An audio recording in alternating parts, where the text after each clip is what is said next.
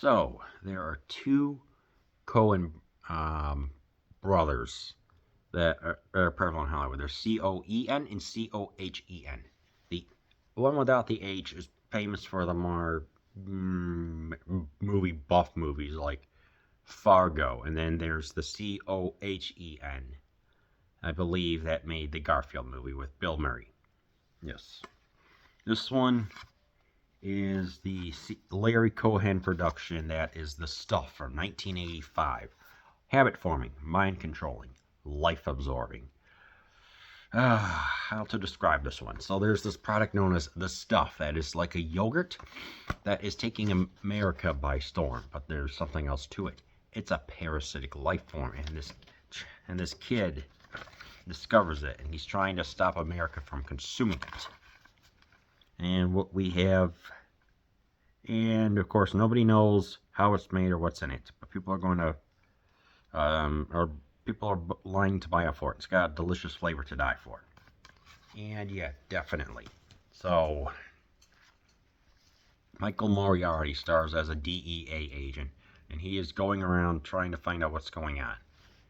And along with another reporter, or his ex or whatever it was, and the kid Jason, they form a pretty good team, and they have to combat what's going on. And I like Moriarty in this because he has witticisms and comebacks to certain people. I mean, this is my first time seeing this movie, and no subtitles again. I'm just like, you're here for the visuals. And also commentary. But yeah, with his witticisms and comebacks and the way how he delivers lines with such glee, if you will, that I was watching him on screen, attentive to what's going on. So, he carries the movie. And then again, so does the kid, Scott Bloom, who plays Jason. He does, quote, he does all of his own stunts, and I liked it. And, it's like they help bring the movie along from the beginning when there are a bunch of executives talking to doing a little discovery of what's going on, to ultimately making their way to Georgia. Yeah, all from, what was that, Virginia to Georgia, or whatever the heck it was, to discover that, yeah, they know exactly, the CEOs and people and everything know exactly what's going on with it. So what Larry Cohen did was say, hey, let's have a nicely structured movie and have commentary, which I'll get to in a little bit.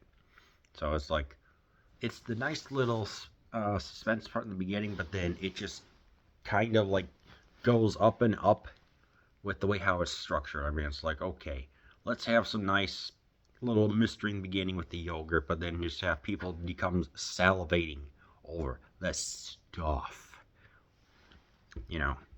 Let's have it like, let's have some commercial jingles. Let's get Abe Vigoda from The Godfather and a lot of other people do this in-movie product advertising, and even have a whole bunch of people dancing. So obviously you get the commentary at play of what corporations will do to help achieve sales, of saying, hey, let's just market this towards everyone in a safe way. And even in one scene I noticed was they had some models in the beginning where they're like, hey, okay, position yourself this way and then make it suggestive looking like that. You can infer what it is with these two female models and what they're doing with the yogurt and everything. And I'm thinking, yeah, this stuff does happen. But the big one is just seeing how over the top people will go for the latest product. You got a whole bunch of people grabbing. There's also a grocery store scene where there's just dozens, if not hundreds, of containers of the product. And the kid's trying to destroy it all because he knows what's happening, but to be restrained by that and a couple of representatives, yeah. And of course, when we get towards the end of there's just like this mine or whatever of everything, and all the employees are sucking it up, running in trucks and stuff like that, just to show, like saying, hey, this is how far people will go. It's like the stuff contains zero artificial ingredients, but at the same time that can be deceptive advertising because they then use like supposedly full par ingredients, but enough to get around that the DEA or FDA won't notice that much. So I'm like, interesting. And of course, there is an FDA agent, and he was talking about like saying, hey, it's just yogurt. It's not like people's medications. Because I'm a pharmacy technician, my ears perked up. I'm like, okay. And I start seeing, I'm like, okay, signs of addiction. Of course, that's the big one. And then you got this nice. And I'm like, okay, you have that, and then you have the nice special effects. You have just combining everything with like fish, like gelatin and everything else. It's a great gallons and gallons of the stuff. And towards the end, we get some nice scenes where the stuff just comes alive and acts rabid and mutant. Not exactly scary, but just in your face is what I've noticed this movie is. This movie is in your face, but it's so dang good because of what it's trying to say. And I'm like, oh yeah, this is good stuff. I think there's even, what is that, Blu-ray and 4K release. So obviously, this is the 1980s, and you're going to have like the whole health food craze. Supposedly, when it, like I said, it has some nebulous definition of good and the consumption, and people latch onto the nearest thing.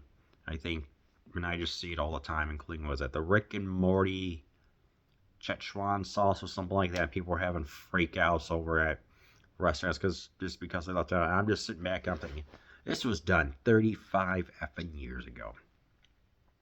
But yeah, so, some people may not like just how, I don't know, I don't want to say crude, but how direct it is. So that's probably like the biggest turnoff. And maybe just like how